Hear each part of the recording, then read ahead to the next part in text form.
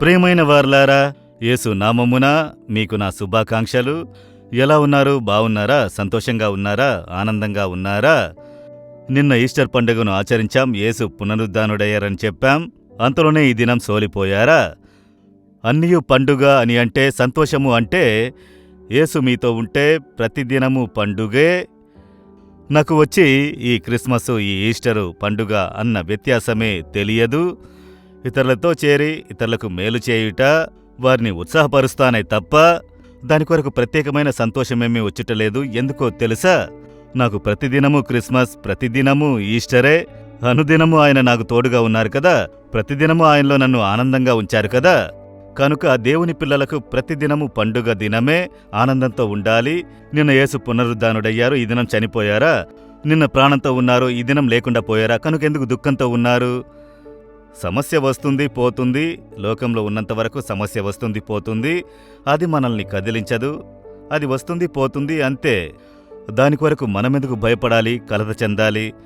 మనకు అవసరమైంది ఒక్కటే, ప్రభువుకి ఇష్టమైన ఒక జీవితం జీవించాలి, అంతే. అందులో జాగ్రత్త కలిగి ఉండండి, మిగతా ఆయన చూసుకుంటారు. చూడండి, మొదటి దిన వృత్తాంతంలో 29వ అధ్యాయం 17వ వచనములో ఒక భక్తుడు ఒక చక్కటి ప్రార్థన చేయుచున్నారు. మనము దాన్ని నేర్చుకోవాలి. నా దేవా, నీవు హృదయ పరిశోధన చేయిచు యథార్థవంతులయందు ఇష్టపడుచున్నావని నేనెరుగును. దేవునికి ఒక ఇష్టము ఉన్నది, ఉత్తమ గుణము. మన హృదయమును దేవుడు పరిశోధించుచున్నారట. ఆయన చెప్పుచున్నారు, దేవా, నీవు నా హృదయమును పరిశోధించి చూడండి. మీరు యథార్థ హృదయములందు ఇష్టము కలిగి ఉన్నారు అంటే అర్థమేంటి? నేను ఉత్తమమైన వానిగా ఉండాలి, మీకిష్టమైన వానిగా ఉండాలని ఒక చక్కటి ప్రార్థన. మీరెప్పుడైనా దాన్ని చేశారా? నేనప్పుడప్పుడు ఈ ప్రార్థన చేసేదను. ఎందుకో తెలుసా? అబ్రహాముతో దేవుడు మాట్లాడేటప్పుడు, అబ్రహామా, నీవు నా ఎదుట యథార్థవంతుడవయ్యుండు అని చెప్పుచున్నారు. నీవు యథార్థంతో నడుచుకోవాలి, అప్పుడు నేను నీకు తోడుగా ఉండి నిన్ను ఆశీర్వదించెదనని. అప్పుడు నేను యథార్థవంతుడంటే ఏమిటి అని చాలా పరిశోధించి చూచి, దేవుడు దాన్ని ఇష్టపడుచున్నారు, నేను దాన్ని ఇష్టపడాలి అని చెప్పుట కొరకు దాన్ని పరిశోధించి చూశాను. యథార్థ గుణము నాకు కావాలి. ఎందుకంటే దేవుడే చెప్పుచున్నారు అబ్రహాముతో, ఉత్తమునిగా ఉండుము. దేవుడు మన దగ్గర దాన్ని ఎదురు చూస్తున్నాడు. అలా తెలిసిన వెంటనే, అలా అంటే ఏమిటి? ఊరికే చదువుకుంటూ పోతున్నాము. అప్పుడు ఆంగ్ల వేదములో దాని గురించి చక్కగా చెప్పబడింది. బీ బ్లేమ్లెస్, నిందారహితునిగా ఉండుము. ఎవరూ నిన్ను చేయిచాపి నీవు సరైన వాడివి కాదు అని నిందమోపునట్లు నీ జీవితం ఉండకూడదు. నిందారహితమైన ఒక జీవితము. అప్పుడే నాకు ఒకటి జ్ఞాపకంలో వచ్చినది. యేసుక్రీస్తు ప్రజల మధ్య నిలబడి చెప్పుచున్నారు.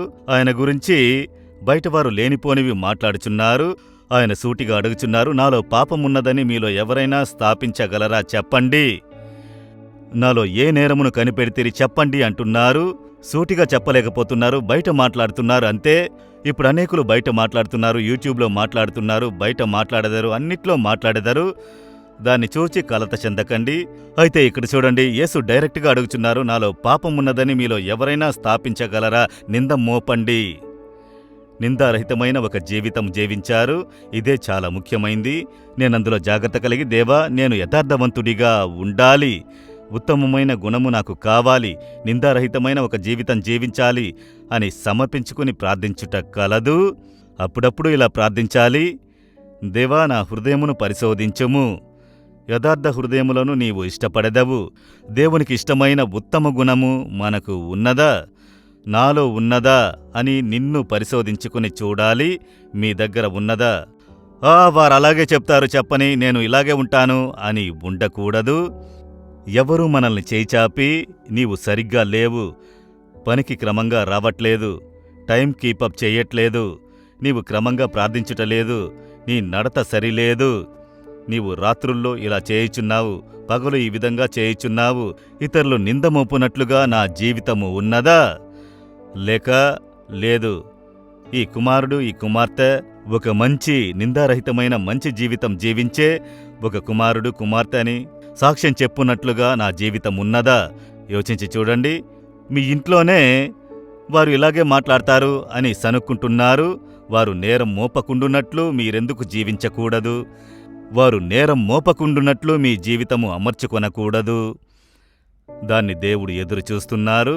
దేవుడిష్టపడే ఒక జీవితము, నిందారహితమైన జీవితము, దేవా, నా కుటుంబ జీవితంలో, సమాజ జీవితంలోనూ, నా సేవలోనూ, నా వ్యక్తిగత జీవితములోనూ ఎవ్వరూ నింద మోపకుండున్నట్లుగా ఒక జీవితం జీవించున్నట్లుగా నాకు కృపను అనుగ్రహించుడి అని అడగండి. అదే ఉన్నతమైన ఒక జీవితము.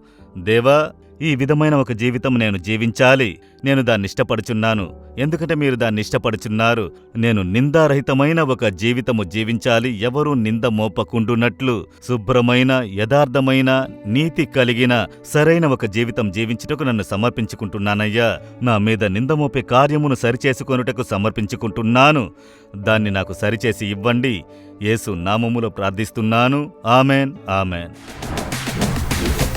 జీసస్ రిడీమ్స్ తెలుగు యూట్యూబ్ ఛానల్ను సబ్స్క్రైబ్ చేయండి.